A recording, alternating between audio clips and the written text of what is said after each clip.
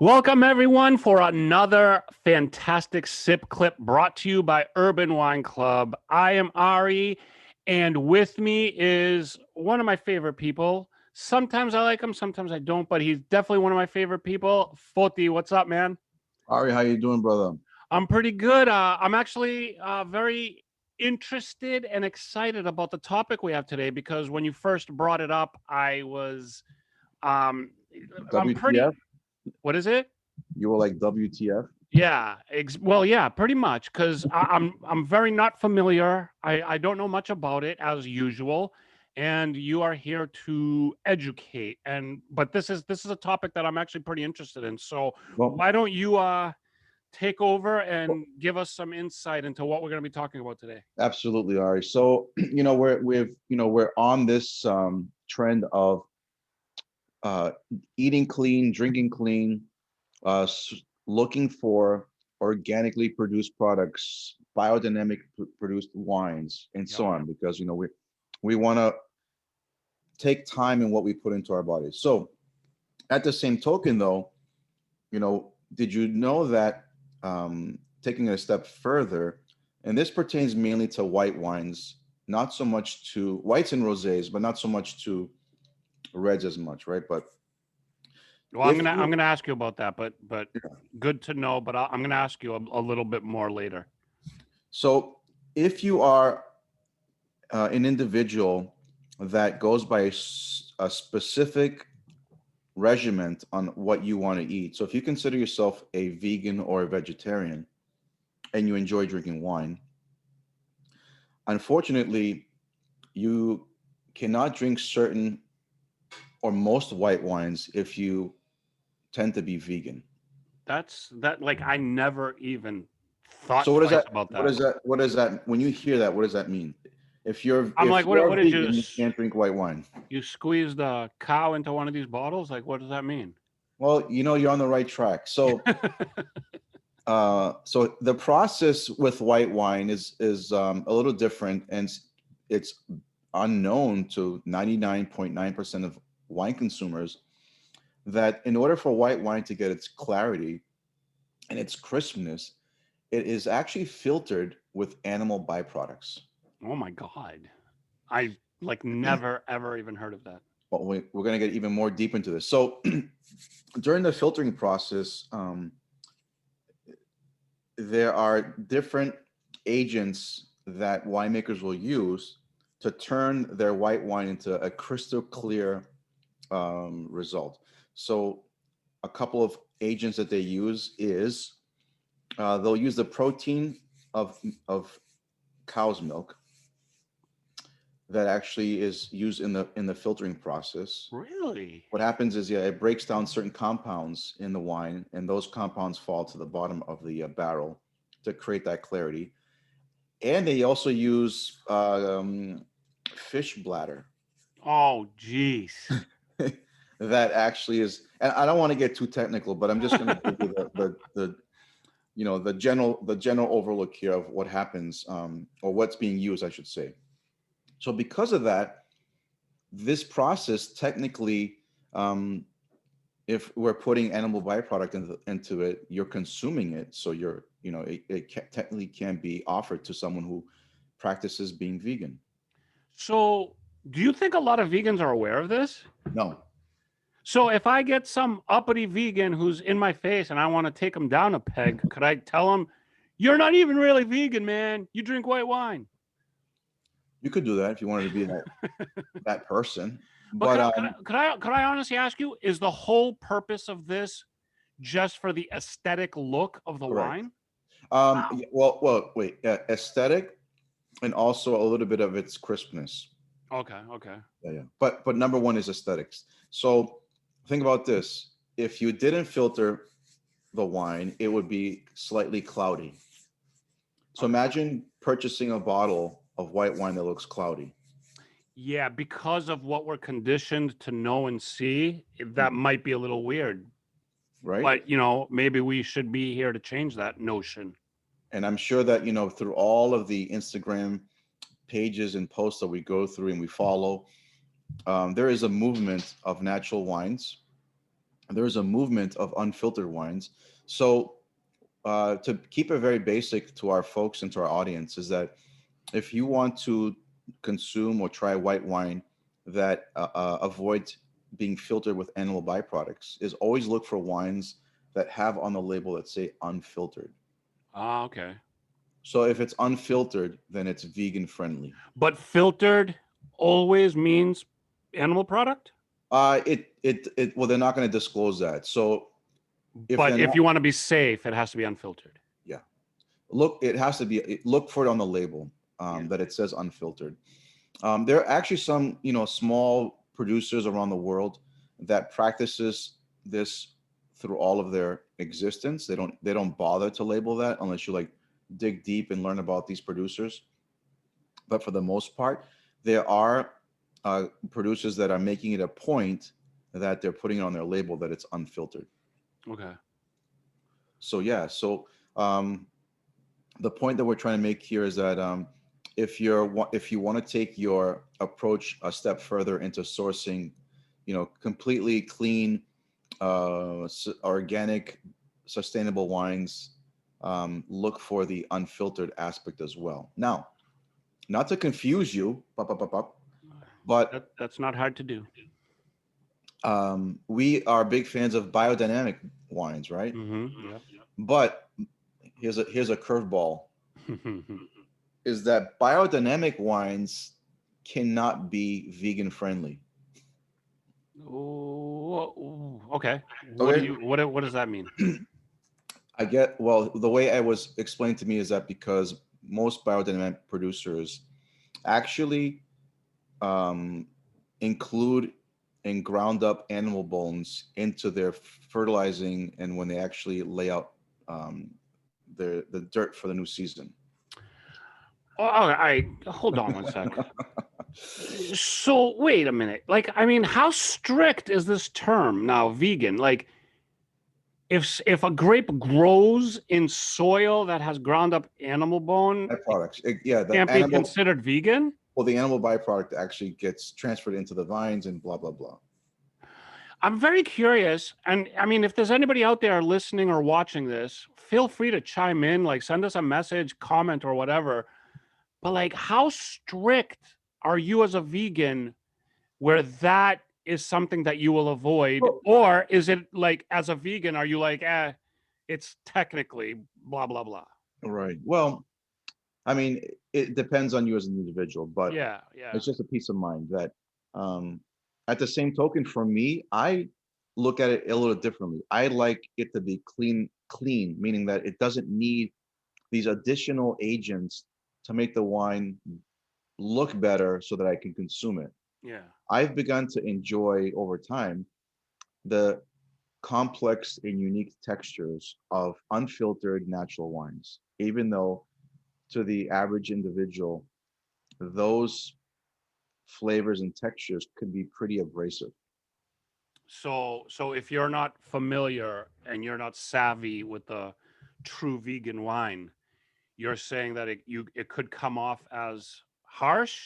Harsh in the beginning. It's almost like it's they're more acidic. Hmm. Um, they have gripping textures. Gripping is that sensation when you drink wine. You get it kind of on the end of the finish of your palate. It feels almost like a velvety texture. Not velvety, because velvety is more inviting, but more like a grip. Something is gripping. Like sometimes I'll drink here and there a wine and like it's almost like I need to drink some water because it feels like Right. it's getting like tight or something. But I've realized over time, my palate has adjusted to these natural, vegan, unfiltered wines that I enjoy that sensation and I seek it out of every sip. Yeah. I mean, yeah. I could I haven't tried any and Well, we're gonna. hopefully, yeah, I was gonna say hopefully you have some for me to try. But I feel like it's something that I could get on board with. Maybe not like the first glass, but I I feel like I think that it will be in the sense of when we're in good company, that's when you'll enjoy the best of stuff. I think you need to be with company to begin exploring and enjoying these wines. You know, I love that phrase. Like we always talk about how environment, atmosphere affects wine, and I love that you said if you're in good company, you could start to enjoy it. Like Mhm. that's it. It's like it doesn't logically make sense, but it is true.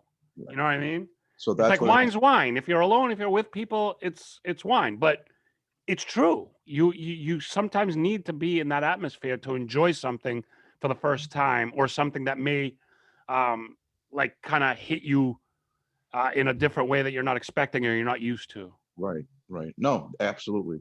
Um, so we're always trying to bring to light our own approach, perspective, and our opinion, but there's always a place for every wine. I think these are wonderful wines. It's just that they need to be understood. So our goal here is to understand them. Mhm. Um, I just want to mention that I did open and I'll give a little plug for this natural wine that we're drinking. It's a Portuguese white wine from a very small producer that Wait, makes turn your background off. that. Yeah, I'll speak a little bit about it, and then I'll turn the background of Santorini. How Unless we don't have that on on our shopping cart, do we? No, it's just this is like a very rare bottle, but I just wanted to give you an example. Like Okay. this is a natural orange wine from Portugal. And again, back to what's orange wine. It's basically white wine with lots of skin contact. When white wine is fermenting with the skins in the vats, that means that the skins will change the color and texture of the white wine. So they take on this like orangey, darker color. I mean, So skin what I'm going to contact. do, I'm going to, as you talk, I'm going to actually for the visual, I'm going to take off my background so that you can see how the unfiltered aspect of this wine looks like. Okay, Yeah, yeah, yeah. um, you can speak as I grab a nice glass. Well, I was gonna say, this really has nothing to do with what we're talking about, but skin contact is what makes orange wine orange, and also what makes rosés rosés. Correct. That's a So very how, good point. why is one considered orange and why is one considered rosé? Is it what makes it? Because white wine, I'm sorry, orange wine is from white skin, white grapes. Rosés are from red grapes. Okay, okay, okay. Good. Yeah, that makes sense. Okay, thank you. All right, so let me pour a little more. So here we go. I'm pouring this orange wine, and if I put up close, you see how cloudy Yes. and hazy it looks. Yes. So this is natural orange wine that's white grapes that have been produced into wine with the skins in it and no filtering whatsoever. Yeah, definitely. You could tell that is a cloudy. It I could looks like a really cloudy white wine. I could mistake this for like lemonade in a glass, right? But But it's I mean, it looks inviting to me. I don't know if other well people think that. that I'm well, most folks would think this is weird, but we want to get past the weirdness because things that might be weird on the outside and to be very delightful on the inside. Um, so these have very strong aromas, and again, the textures are very dense.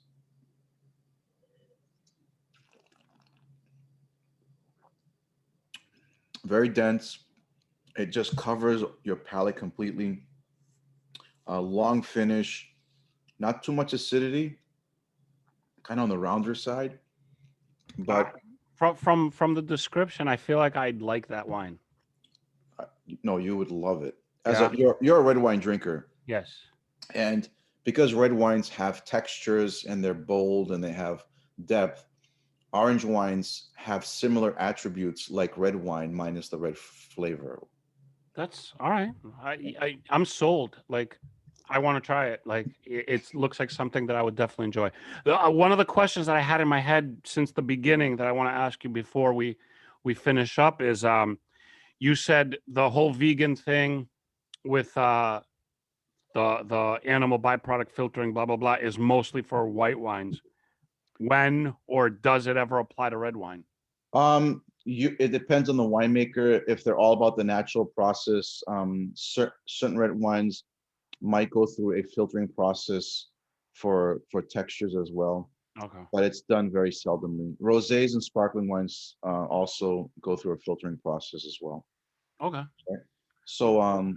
if you're not a fan of fish bladders or other various milk proteins, I like my fish bladder straight up. right?